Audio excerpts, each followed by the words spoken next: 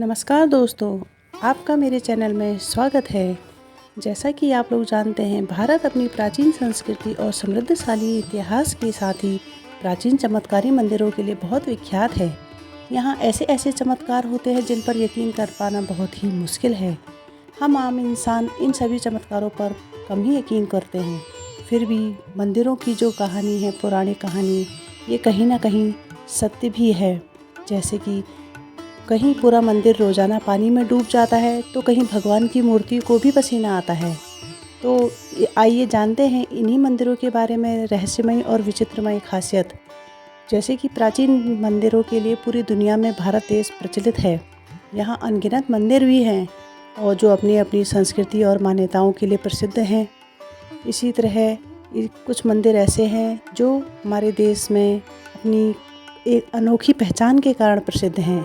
तो जान लेते हैं इन मंदिरों के बारे में और इनका इतिहास। सबसे पहला है कोडंगलूर भगवती मंदिर, केरल में। ये मंदिर अत्यंत प्राचीन मंदिर है जो कि केरल राज्य के त्रिशूर जिले में है। वैसे तो दक्षिण भारत में बहुत से मंदिर हैं, परंतु यह मंदिर सबसे अद्भुत है। कोडंगलूर देवी मंदिर को श्री कुरुम्बा भगवती मंदिर के नाम से भी जाना जाता है। इस मंदिर में माँ भद्रकाली उपस्थित है। उनकी काली रूप में पूजा की जाती है। यहाँ आने वाले लोग देवी को कुरुम्बा या कोडंगलूर अम्मा के नाम से बुलाते हैं। ऐसा माना जाता है कि यहाँ होने वाली पूजा अर्चना या अनुष्ठान देवी के निर्देशों पर ही किए जाते हैं। इसके बाद है लेपाक्षी मंदिर, जो आंध्र प्रदेश में स्थित है। आंध्र प्रदेश के अनंतपुर जिले में भगवान शिव का लेपाक्षी नामक एक मंदिर है। इस मंदिर में भगवान शिव के क्रूर और रौद्र रूप भगवान वीरभद्र विराजमान हैं। इसी मंदिर के वीरभद्र मंदिर भी कहा जाता है। इस मंदिर को हैंगिंग पिलर टेम्पल के नाम से भी अब दुनिया भर में विख्यात हो चुका है। इस मंदिर में यूँ तो 70 खम्भे हैं, लेकिन इस मंदिर का आकर्षण का केंद्र हवा में लटका वो खम्भा है जिस पर मंदिर का पूरा भार आधारित है। मंदिर में मौजूद हवा में लटके इस खम्भे को आकाश स्तंभ के रूप में माना जाता है। यह खम्भा जमीन से आधा इंच के करीब ऊपर उठा हुआ है। इस मंदिर को लेकर मान्यता है कि हवा में लटके इस खम्भे के नीचे अगर कपड़ा निकाला जाए तो उस व्यक्ति के घर में सुख समृद्धि का वास हमेशा बना रहता है। खम्भे के हवा में लटकने के पीछे एक कथा भी प्रचलित है।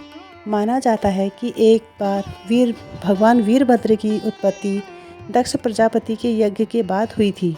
जब महादेव ने माता सती के आत्मदाह के बाद वीरभद्र को अपनी जटा से उत्पन्न कर दक्ष प्रजापति को मारने भेजा था, तब दक्ष के वध के बाद भगवान वीरभद्र का क्रोध शांत होने के नाम ही नहीं ले रहा था। पाताल से लेकर आकाश तक उनकी हुंकार से सब भयभीत हो उठे थे।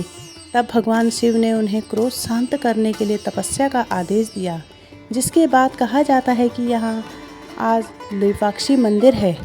उसी स्थान पर वीरभद्र भगवान ने तपस्या की थी और क्रोध पर नियंत्रण पाया था। मान्यता है कि इस मंदिर में जो हवा में लटका खंबा है वो भगवान वीरभद्र के क्रोध के कारण ही है। तो तीसरा जान लेते हैं। तीसरा मंदिर है करणी माता मंदिर, बीकानेर।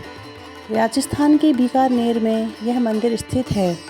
करणी माता का मंदिर पर्यटकों के बीच काफ़ी मशहूर है।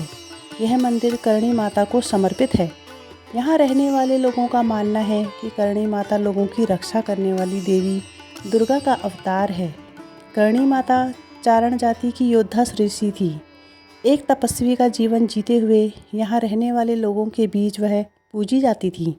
जोधपुर और बीकानेर के महाराजाओं से अनुरोध प्राप्त करने के बाद उन्होंने मेहरानगढ़ और बीकानेर की आधारशिला भी रखी।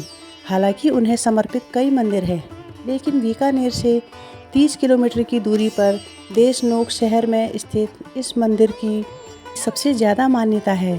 बीकानेर में करणी माता मंदिर अपनी वास्तुकला के लिए ही लोकप्रिय नहीं है, बल्कि यह मंदिर 25,000 से ज़्यादा चूहों का घर भी है, जिन्हें अक्सर ही यहाँ घूमते देखा जाता है। आमतौर पर कोई भी चूहों की जूठी चीज़ खाने के बजाय फेंक देता है, लेकिन यहाँ पर भक्तों को चूहा का झूठा प्रसाद ही दिया जाता है। यह मंदिर की पवित्र प्रथा है। यही वजह है कि भारत और विदेशों के विभिन्न कोनों से इस अद्भुत नज़ारे को लोग देखने यहाँ आते हैं। अब है चौथा स्तंभेश्वर महादेव मंदिर, गुजरात। स्तंभेश्वर महादेव मंदिर गुजरात की राजधानी गांधीनगर से लगभग 175 किलोमीटर दूर जंबूसर के कवि कंबोई गांव में मौजूद है। मंदिर 150 साल पुराना है, जो अरब सागर और खंगात की घाटी से घिरा हुआ है। इस मंदिर की महिमा देखने के लिए आपको यहाँ सुबह से लेकर रात तक रुकना पड़ेगा। यह मंदिर भगवान के अविश्वसनीय और रहस्यमयी मंदिरों में आता है। कहा जाता है कि ये मंदिर दिन में कुछ समय के लिए पूरी तरह से गायब हो जाता है। गायब होने के बाद इस मंदिर का एक भी हिस्सा नहीं दिखाई देता। यह हाई टाइड के दौरान रोजाना पानी में डूब जाता है। पानी हटने के बाद इसे फिर से श्रद्धालुओं के लिए खोला जाता है। माना जाता है इस मंदिर को भगवान शिव के पुत्र कार्तिकेय ने बनवाया था। अब है कामाख्या देवी मंदिर, जो गुवाहाटी में स्थित है। माता कामाख्या देवी मंदिर पूरे भारत में प्रसिद्ध है। यह मंदिर 52 शक्ति पीठों में से एक है। भारतवर्ष के लोग इसे अघोरियों और तांत्रिकों का गढ़ मानते हैं। असम की राजधानी दिसपुर से लगभग 10 किलोमीटर दूर नीलांचल पर्वत पर स्थित है। मंदिर की खास बात यह है कि यहाँ ना तो माता की कोई मूर्ति है और ना ही कोई तस्वीर, बल्कि यहाँ एक कुंड है जो हमेशा ही फूलों से ढका रहता है। इस मंदिर में देवी की योनि की पूजा होती है। आज भी माता यहाँ रजस्वला होती हैं। पुराणों के अनुसार विष्णु भगवान ने अपने चक्र से माता सती के 51 भाग किए थे। जहाँ जहाँ यह भाग गिरे वहाँ पर माता का एक शक्तिपीठ बन गया। इस जगह पर माता की योनि गिरी थी, इसीलिए यहाँ उनकी कोई मूर्ति नहीं बल्कि योनि की पूजा होती है। आज यह जगह शक्तिशाली पीठ है। दुर्गा पूजा, पोहान बिया, दुर्गा देउल, बसंती पूजा, मदान देउल, अम्बुवासी और मानासा पूजा इस मंदिर की रौनक देखते ही बनती है। अब है असीरगढ़ के किले में स्थित शिव मंदिर। मध्य प्रदेश के बुरहानपुर जिले के असीरगढ़ में एक शिव मंदिर स्थित है। असीरगढ़ किले के स्थित शिव मंदिर की प्राचीन महिमा कई धार्मिक ग्रंथों में भी मिलती है। इतना ही नहीं, इस प्राचीन शिव मंदिर में विराजमान भगवान भोलेनाथ के दर्शन करने दूर दूर से श्रद्धालु असीरगढ़ के किले में पहुंचते हैं। इस मंदिर का एक बड़ा रहस्य है कि इस मंदिर के रोजाना शाम को बंद होने के बावजूद जब सुबह मंदिर के द्वार खुलते हैं तो शिवलिंग पर फूल चढ़े और रोली चढ़ी हुई होती है। इतना ही नहीं, शिव मंदिर में किसी के पूजन करने के प्रमाण भी मिलते हैं। बहरहाल यह खोज का विषय है कि आखिर मंदिर के कपाट बंद होने के बावजूद सुबह द्वार खुलते ही शिवलिंग पर फूल और रोली कहाँ से आकर चढ़ते हैं। महाभारत के अश्वत्थामा के पौराणिक मान्यताओं के मुताबिक अपने पिता की मृत्यु का बदला लेने के दौरान हुई एक चूक भारी पड़ी और भगवान श्री कृष्ण ने उन्हें युगों युगों तक भटकने का श्राप दे दिया। ऐसा कहा जाता है कि पिछले लगभग 5000 वर्षों से अश्वत्थामा भटक रहे हैं। कहा जाता है इस शिव मंदिर में अश्वत्थामा आज भी पूजा करने आते हैं। स्थानीय निवासी अश्वत्थामा से जुड़ी कई कहानियाँ सुनाते हैं। वे बताते हैं कि अश्वत्थामा को जिसने भी देखा उसकी मानसिक स्थिति हमेशा के लिए खराब हो गई। तो दोस्तों, ये है हमारे भारत की कुछ मंदिरों की इतिहास और उनसे जुड़ी हुई कुछ कथाएं। आशा है आपको मेरा ये वीडियो पसंद आया होगा और आगे आने वाले नए वीडियो के लिए मेरे चैनल को लाइक, शेयर एंड सब्सक्राइब करना ना भूलें। धन्यवाद।